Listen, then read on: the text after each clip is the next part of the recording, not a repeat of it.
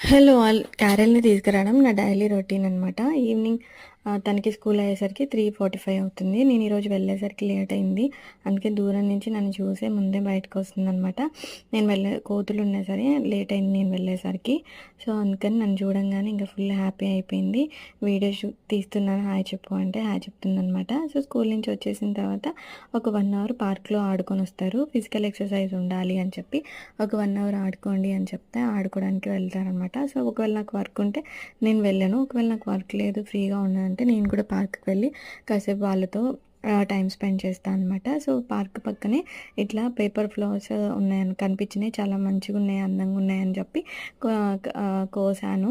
So, దీని name వచ్చేసి బోగస్లేవియా ఏదో ఉంది. నేను సరిగ్గా గుర్తులేదు నాకు. సో, మేము ఆడుకుంటూ ఉండంగానే ఈలోపు వాళ్ళ డ్యాడీ వస్తే ఇంకా బైక్ రౌండ్‌కెళ్లారు. అందరూ ఎక్కారనమాట.